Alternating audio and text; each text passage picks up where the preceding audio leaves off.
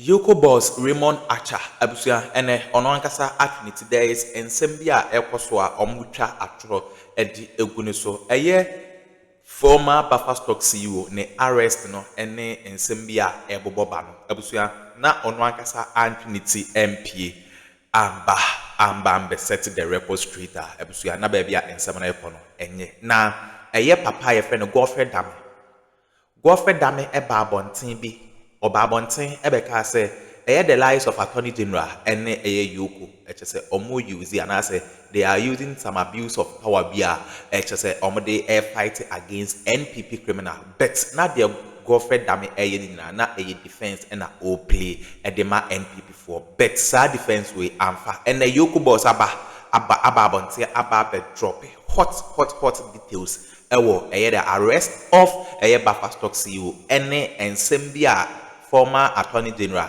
GodfredDame edebetuja na enye nokre ebusua enne waba aba crash omo a yebe person bam yakona yakwakoti ensema the boss EOCO ode aba betuja Raymond momi yankona yankwankoti unsubscribe ya subscribe na hit on the notification bell so na be any update be ebe drop no onso wonsa ebetumi akabi gossip politics TV so medamase. So we are going to have a second discussion on the buffer stock, but because you are already here, we'll ask you a couple of questions about that, and then you can now take leave of us. So, Hanan Abdul Wahab Aludiba, the former CEO of National Food Buffer Stock Company, and his wife, Faiza Seidu Wuni, have been on trial over the 78.2 million questioning of collusion and stealing and laundering. And for almost a year now, we thought things were running. And then on Tuesday, the Attorney General was in court, and then he sought to withdraw the case. Upon withdrawing the case, the natural thing that should happen, the judge did, was to discharge them. Discharge is not acquittal. So right after, we are told that heavily built EOCO officials picked them up, heavily built and armed, picked them up. And then they got detained for so long, and they did not have access to their lawyers. Can you explain that to what happened? So once again, that's the kind of lies that makes this work very difficult. Now, let me first deal with the last part. So the last part was very simple. Yes, Mr. Hanan and his wife came into custody. Immediately he came into custody, he said he was not feeling well. And just as protocol, he was taken to the clinic. Now, once somebody, and let me also explain to you my policy. When somebody takes medication, immediately, I don't want to conduct interrogation, because I've seen several cases where lawyers have argued that, oh, this particular medication can let you hallucinate, can make your judgment blurred. So when somebody takes in medication, I don't like to interrogate the person immediately. So first of all, he went to the clinic. He came back late. By the time he came late, we were in the middle of a lot of activities. We were handling interrogations. That day, I left the office around 1 a.m., okay? Because there is Kofi Juma ongoing, suspects 3 interrogations in that day, all of them conducted by me. There is COCOBOD, 4 interrogations conducted by me. There was 2 international operations that we were coordinating. So all these activities are taking place at the same time. So my understanding is that the lawyers had come and they had asked to see the executive director. And they told them that the executive director was in a meeting. Okay? So first of all, they came late from the clinic. By the time they came, we were actively involved in multiple operations. Then the next day came. The next day when they came to meet Mr. Minka Premo, and Sophia and Ayensu and the Indian chap, waiting already before they came, the lawyers. That's my understanding. Now, when they came in, like I told you, we made allocation for Mr. Premo to go home and the team to go home because it was a holiday. It was going to be a long drawn out until Monday. So they were supposed to come back to EOCO to complete the bail process. So they were there. At the same time, we had Kofi Juma, we had Kokobot still ongoing. So my understanding was that they still asked to see the executive director, and they were told that he was in the middle. In fact, that morning when Mr. Premo and the team were already there, I held a team meeting with the investigators, both from BNI and from EOCO.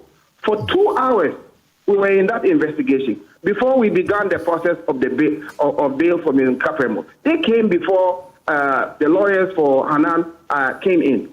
I don't know whether they wanted us to jump Mr. Premo and listen to them first or what. After all, nothing was going on with Hanan.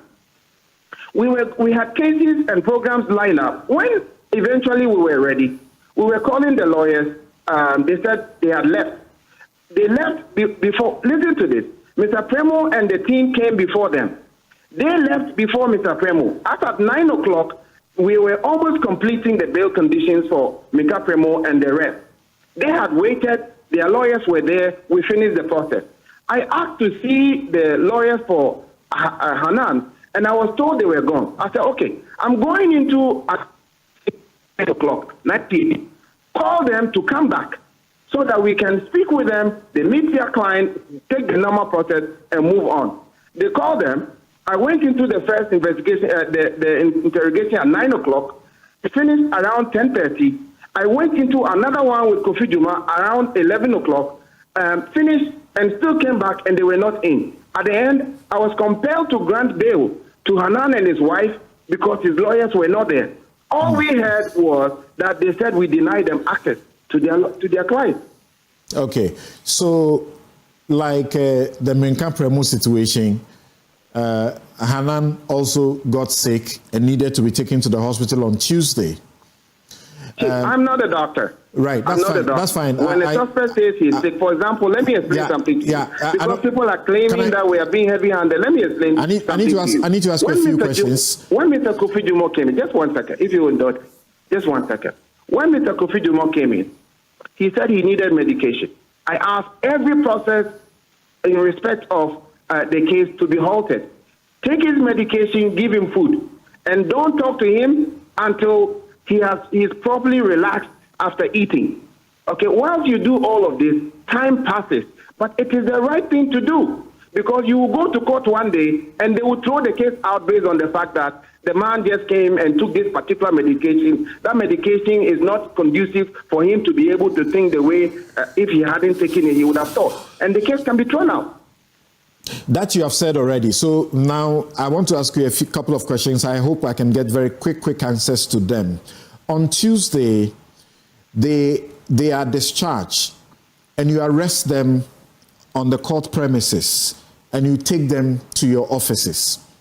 The lawyers follow up and they stay there until about 7 p.m. thereafter. It's something. It's important. It's important when you're saying these things. See, the lawyers followed up. You can say that the lawyers say they followed up, okay? But to say that the lawyers followed up, it could be misleading. Okay, so you heard from the lawyers. I'm not allowed to say that. You know that I have not said you are claiming or you are saying. So in the same way, just allow me to ask the question. To what has been said. Right. So you can say that the lawyers said that they followed up, and I can tell you whether or not they followed up or not. Okay. I have confirmed with the lawyers that soon after the arrest, of course, any lawyer would do the same. They were taken away. They didn't know their whereabouts. Once again, suspected. The word you're using is confirmation. If somebody makes a statement, the confirmation could not come from them. The confirmation could come from, let's say, another set of facts that says, oh, yes, they were there at 9 o'clock. But if you say I've confirmed from the lawyers, they are the ones that are making the statement. How could they be the one to confirm the same statement that you are relying on? It's fine. You are making it difficult for me, but it's fine because you have done this job. So they are discharged, they get arrested. So as we understand, they follow to EOCO. When they follow to EOCO, they are not giving access, and as you confirmed earlier, they had asked to see you because they had been asked to see you, but you were busy doing multiple other investigations or attending to other cases. What we understand is that can I complete? Let me complete this. Let me explain to you. Please, this time around, please allow me to complete. Please, this allow me to complete this one. Okay. So as we understand, Hanan is served some malt drink and pie or what, meat pie, and he complains or he starts to vomit or something of the sort. So he needs to be taken to the hospital. You take him to the hospital. Then he returns to EOCO in the evening. Is that correct? So once again, you see that there's a narrative that they followed their client to the office. They wanted to see him and they said no. Now, when a suspect says he's sick, it's a medical condition. It's not a legal condition. Okay? You may be the most intelligent lawyer, but you are still not a doctor. And so therefore, when somebody says he's sick, it is not the job of the lawyer anymore. It is the responsibility of a doctor. So that is why when they came in and they were waiting, the suspect was not there. That's fine. He had been taken to the hospital. Right. And he returned in the evening, correct? Yes. Good. About what time did he return to EOCO's custody? I will have to check the log of things. So all these activities are logged. Okay. So for example, when you come in there and you say you want to see the executive director, and I am not. If you come to EOCO, you will see we have two receptions. Correct. One I'm very familiar with one that. One upstairs. When you are downstairs and you think that's the only number of people who are waiting to see the executive director, you'll be mistaken because on the upper terrace it's full. Yes, the lawyers will know better. When we take people out, so the fact that your client is in, you don't know how many lawyers are sitting at the upper terrace also waiting to take care of their lawyers. That's why we even though we close at 5 o'clock, the other day when I sent you the text message, it was 9 p.m. I was still at work. Right. I leave the office at 1 a.m. because I want to see everybody. So Hanan returns from hospital if to for example, EOCO. When I asked for them to come, if they were there, we would have taken this thing through. Okay, no, you are talking about the next day. We'll talk about the next day. Hold on. You are talking about the next day. You are not talking about the first day when he returns from the hospital. I just told you, he was sick. He went to the hospital. Exactly. He came back in the evening. By the time he came back in the evening, a lot of activities were already going that we couldn't just stop and listen and go back because this has happened immediately, and the other ones are not important. Right. I get that. Okay. So, if they had waited till I closed, I was the last person to close on the first day. If they had waited till I closed, I would have seen them. okay, so on that score, their lawyers place a number of calls to you, and you did not respond, as we understand. Is that also correct or not? You see, that's one thing you're saying. You're doing again. Their lawyers say they placed a lot of calls to me. That's what they are telling you. So that's why I asked you that. I said their lawyers place a number of calls to you according to them.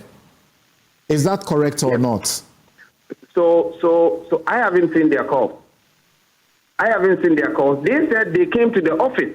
I've seen a call log. What you're saying now is that they said they called me on the phone. I've seen a call log. You have been to our office before. Yes, I've seen a call log that shows, that confirms that they called you. And be in the conference room for hours. How does this all translate into the fact that it is a standing policy? It is my standing policy that nothing is done at EOCO without respectfully, if you can listen to me, I'm saying that I've seen a call log that shows that there were at least 2 calls to you, one at 13 hours 04, one at 18 hours 02, and they were not returned. So that's the denial they're talking about? When you say that somebody has denied you access to your client, it is an active action you take to deny the person from access to his client. To say that I called you, you didn't pick up, so that for that reason you denied me access to my client. Because it's ridiculous. Because they are told, okay, and I told they are you told that they must see you. They must see you if they must see their clients. I don't know who is calling. I get missed calls 1 million times. Okay, I get missed calls 1 million times. I don't have to know who everybody that is calling my phone. I suspect you will save GodfredDame's number at least. You what? The former Attorney General's number. You haven't dealt with him, yes. Being the lawyer for these people. At least you would have saved his number, and you will know that he's calling you. Are you asking whether I've saved his number or I don't, or I didn't? I mean, I don't know. They are going on to make a statement based on things that are not factual. And now they want to find out whether you have saved his number, for which reason you would have said you ignore his calls or not. That is really, I don't get the logic. Okay, so after Tuesday, they are back on Monday. They are back on Wednesday. Wednesday at 9 a.m., they say that they are in your offices. Between 9 a.m. up until 4, 5, they don't have opportunity to see their clients. They actually say that they opted to use the normal visiting hours that any ordinary person is allowed to walk into EOCO and to see their client in custody. And that opportunity was denied them. That's what they say. Until they leave, and then they get a call to return. So Samson, yes. That's what I explained to you earlier. So once again, they came in the morning, but by the time they arrived in the office, Minka Premo, Sophia, Ayensu, and the Indian guy are already seated. This is Wednesday morning. To go through their process. This Wednesday morning. And my question is it that we didn't take them over Minka Premo because Minka Premo came earlier before them and left after they had left? So it just presupposes that it will confirm what I'm telling you, that things go by process. They came before you, and immediately we finished with them. We were looking for these lawyers to go through the process. They had gone home. All right. So Raymond, help us now. We have to terminate this interview at a point. But thank you for indulging. Thanks for indulging. I'm so sorry for this. Don't worry. So the next day, which is the Wednesday, eventually their client is released by 7:45 thereabout and gets his his phone back. So he calls GodfredDame and says, "I've been released." No, that's not true. That's not true. When he was released, the officers came to me and said that he needed a phone to call a driver to pick him up, and I told them to assist him to make that call so that they could come and pick him up. I also told them that in the event that he could not reach his driver at 7 o'clock, they should make arrangement from the office to pick him up to the house. Okay. So the question that has been asked again is, if you could release the client at a time his lawyers were unavailable on the second day, on the second night, what prevented you from releasing him on the first night when he returned from the hospital? So that's what I'm telling you. We have a lot of activities going on. You are assuming the way you're talking. You are assuming that when you want to release someone, it's done by a phone call. Okay, it's a process you go through. So when I sent you the message around 7 o'clock, it took a lot of time before he was finally taken through the process and allowed to go home. Okay. So this is Hanan. Just so you understand. This is Hanan. This is Hanan. We're dealing with him. Right. It's okay. The same officers that were working let's move on.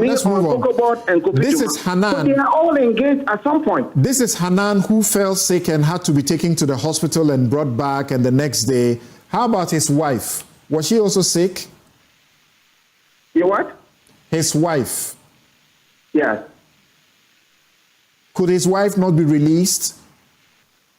So you see, I'm telling you that there was a process where they had to go through. At the end of the day, you see now they come back. That now are they abandoning the Hanan issue now and want to talk about his wife, or were they there to represent Hanan alone and not his wife? I am now asking that question. That Hanan had a situation. Exactly Your explanation is that Hanan had a situation. Because of what they are saying. You see, now the facts are out.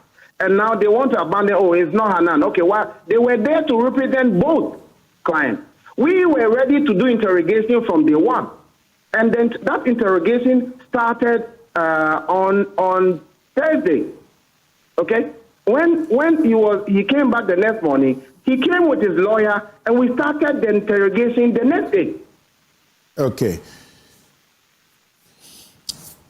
Maybe my final question to you then is, they are already on bail. They are already on bail in very hefty sums. You have their passports. There's no way they can run away from anywhere because that's the bail they were on, and they were attending to court. They didn't run away.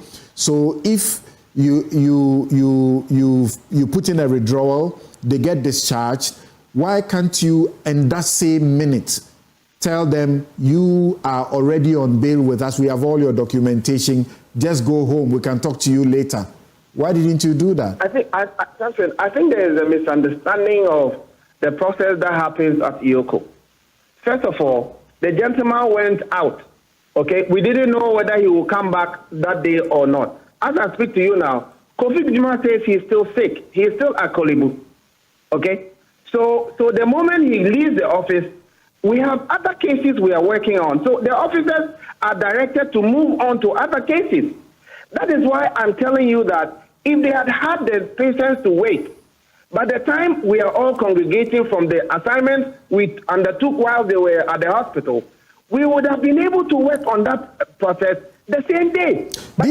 These are lawyers who are saying that. These are lawyers who are saying that they spend an all 30 hours within your offices. And you are still saying that they were not available. You call them after they had left because they get tired. How many hours were they in my office? Hello? 30 hours. Something. So does the 30 hours include the period at the hospital? Okay, so you haven't answered my question, which is... No, I'm asking you, does the 30 hours include the hours at the hospital? You haven't answered my question, which I asked, which is that they are already on bail. You have secured their attendance. We could have held them for 48 hours. We let them go before that time. What is the fuss about that? They are already on bail. They are already on bail.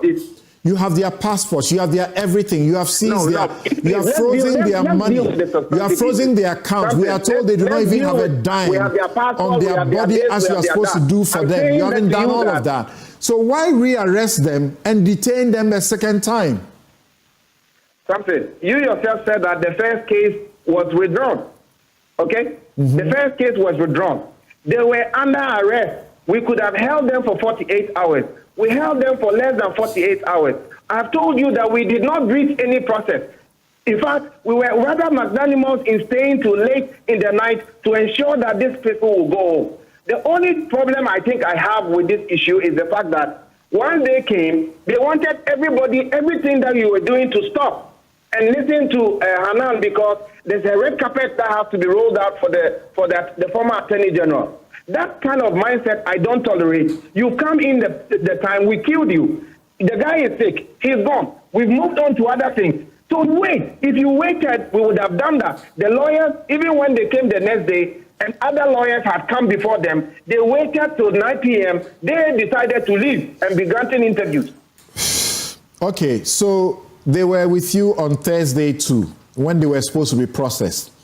And as we understand, in an hour, you took them through practically nothing. Nothing new has changed. So what was all this about? What Say that again. That on the basis of something new, that is why the case was withdrawn and then they got rearrested. And you had to detain them. And upon all of that, they come on the Thursday when they are supposed to be processed, interrogated in the presence of their lawyers. And practically nothing happens in 1 hour and they are asked to go. That is the lies that you are talking. That's the lies that you guys get fed. So everybody else is lying. Let me explain something to you, okay? Let me explain something to you.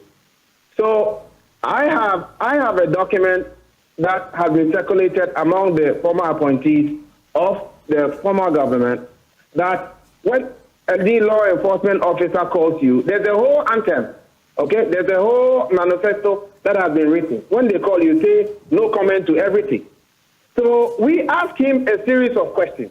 We never showed him any document because his answer is no comment to everything. So how did these people conclude that there was nothing new? Where did that come from? In the end. And they knew that we were reading from documents. In the end. So how of course, they are lawyers. They are lawyers. They are lawyers. They are supposed to understand the documentation. They are supposed to understand the documentation. As you speak now. You see the next charges. And I want to tell you so there'll be new charges because we are informed that as they appear before you, it's the same old charges. No, that's not true. So the charges will change. See, what did the Attorney General say? He said there's new information and new evidence.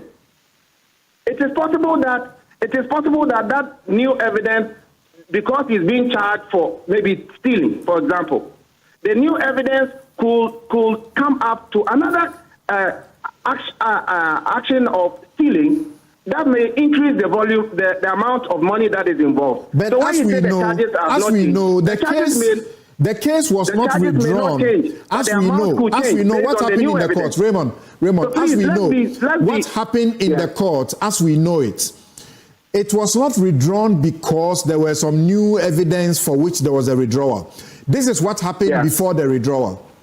The Attorney General sought to tender in 2 new witness statements without seeking leave of the court, which breached the procedure. GodfredDame raised the objection. The court obviously agreed with GodfredDame that that attempt was wrong. So those 2 witness statements were struck off. Then how to proceed further, so because it does appear... There's difference between witness... Listen, there's difference between witness statement and new evidence. I'm talking to you about new evidence. The Deputy Attorney General stated publicly that there is new evidence. There is new evidence.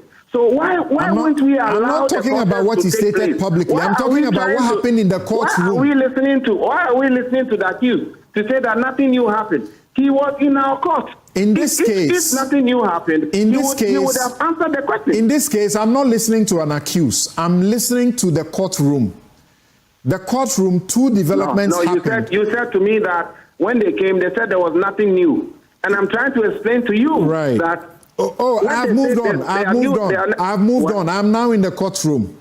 That the case suffered a jolt, at least. It suffered a certain situation where it appeared the only way the Attorney General could rearrange the case was to withdraw it, and not because there was new evidence to be filed in the courtroom. Look, Samson, yes. my understanding is that the Attorney General could have gone on an application and to introduce that evidence. He could also terminate the case and bring it back. He's choosing one part. He didn't choose one. There's one thing he was forced to choose one. No. He didn't choose one. Hold on. Listen to me. He didn't choose one. The court struck out. Listen to me for a second. On the basis of the objection of GodfredDame, the Attorney General was told that you are on the wrong footing. You cannot come in this manner. So the witness statements were struck off. Okay. So let's agree to that. The Attorney General has withdrawn the case. He is going to refile it, and all of a sudden, heaven is breaking loose. Let me tell you something. Something. Okay. Finally, this issue was more at the case management level. Wait till you get into the real case, okay? And then you will see. Hanan's case is one of the strongest we have. I can tell you that. Of course, this 78 million involved. That's a lot of money. Unnecessary. And I support the Attorney General that in order not to go and do this, then they will appeal. Then you go to Supreme Court. He's truncated the thing. He's coming back to court. Let's deal with the substantive case. Okay. So, Raymond, when would they be put back in the courts? I mean, the new evidence is being forwarded to the Attorney General based on a report that we have compiled. And we just finished interrogating. We just continued the interrogation. Sorry, with the new Hanan evidence is now being forwarded to the Attorney General? What? The new evidence on the basis of which you say that's the reason there was a withdrawal, it's now being forwarded to the Attorney General? I just told you that I'm sending a report to the Attorney General. Okay. Yeah, I'm sending a report to the Attorney General. And I am sure that very quickly, early next week, these charges will be filed. That you can ask him. Okay, Abusia, we need ensima a course our political highway so. A ye EOCO boss Raymond Acha ono and I attending kase or my back to back or they mema NPP for just a host grandpa or news files no one chain and farmer just say or they GodfredDame at to the level and ye asam to a better say some of Japan cocoa teaser and some way at my aha a gossip politics TV so.